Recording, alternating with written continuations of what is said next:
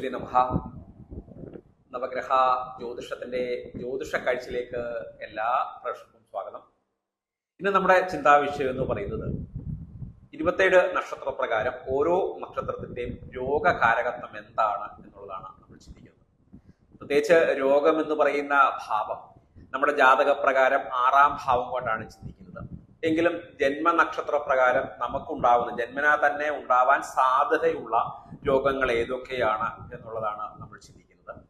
നമ്മൾ സ്പെസിഫിക് ആയിട്ട് നമുക്ക് അത്ര ആക്യുറസി ആയിട്ട് നമുക്ക് അറിയണമെന്നുണ്ടെങ്കിൽ നമ്മുടെ ജാതകം എടുത്തെങ്കിൽ മാത്രം, അതായത് ഡേറ്റ് ഓഫ് ബർത്തും സമയവും ജന്മസ്ഥലവും ഒക്കെ കണക്കാക്കിക്കൊണ്ട് തലക്കുറി കണക്കാക്കുമ്പോൾ അതിലെ 6ാം ഭാവത്തിലെ ഗ്രഹത്തെയും കൊണ്ട്, 6ാം ഭാവാധിപ ഗ്രഹത്തെയും കൊണ്ട്, 6ാം ഭാവത്തെ ദൃഷ്ടി ചെയ്യപ്പെടുന്ന ഗ്രഹത്തെയും കൊണ്ട്, അഷ്ടമഭാവം ആയുഷിന്റെ ഭാവത്തെയും കൊണ്ട്, ഇങ്ങനെ രോഗത്തിന്റെയും രോഗമൂർധന്യാവസ്ഥയെ പറ്റിയും ആയുസ് ബലദൈർഘ്യത്തെ പറ്റിയൊക്കെ നമുക്ക് ഗ്രഹനില പ്രകാരം ചിന്തിക്കാൻ സാധിക്കപ്പെടും.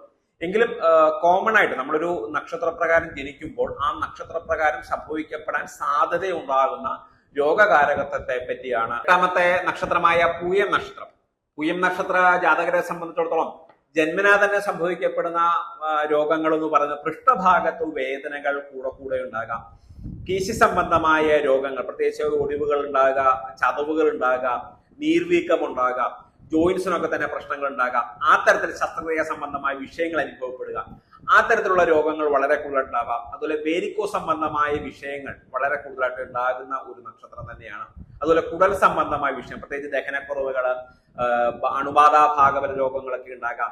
അതുപോലെ ഹോർമോൺസിനുണ്ടാകുന്ന പ്രശ്നങ്ങൾ, ബാലൻസിങ് കുറവുകളൊക്കെ തന്നെ ബാധിക്കപ്പെടുക.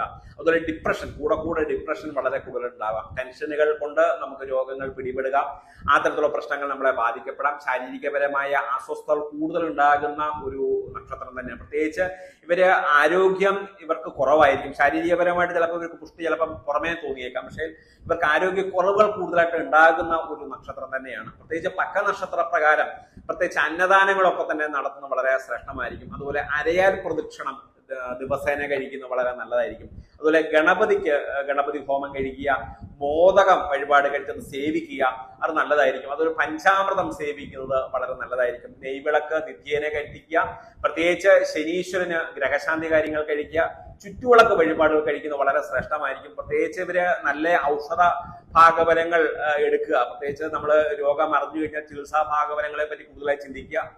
അതിനോടൊപ്പം തന്നെ നല്ല ഭക്ഷണം കഴിക്കുക, വ്യായാമം ചെയ്യുക, ഇതൊക്കെ വളരെ ശ്രേഷ്ഠമായ ഒരു പരിഹാരം തന്നെയാണ്. ഇപ്പം ഈ ഒരു 27 നക്ഷത്ര ജാതകരുടെ രോഗഭാഗഫലങ്ങളും അതിന് പരിഹാരങ്ങളുമാണ് പറഞ്ഞിരിക്കുന്നത്.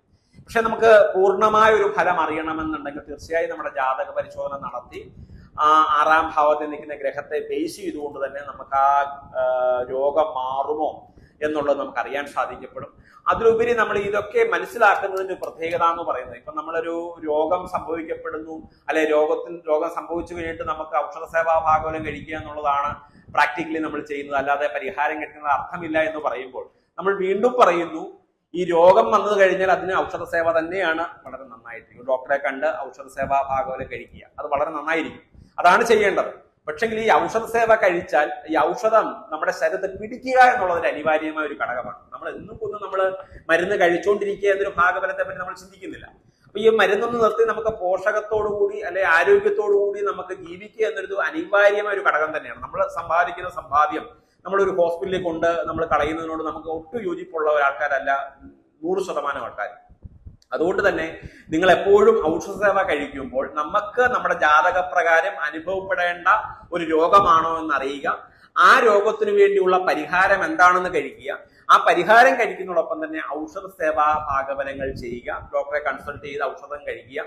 അപ്പോൾ തീർച്ചയായും ആ ശരീരത്തിൽ ഔഷധം പിടിക്കപ്പെടുകയും നമ്മുടെ രോഗത്തിന് വിമുക്തി ഉണ്ടാവുകയും ചെയ്യുമെന്നുള്ളതാണ് പ്രത്യേകത. ഈ ഒരു വീഡിയോ ഇഷ്ടപ്പെട്ടുവെങ്കിൽ നിങ്ങൾ ലൈക്ക് ചെയ്യുക, ഷെയർ ചെയ്യുക.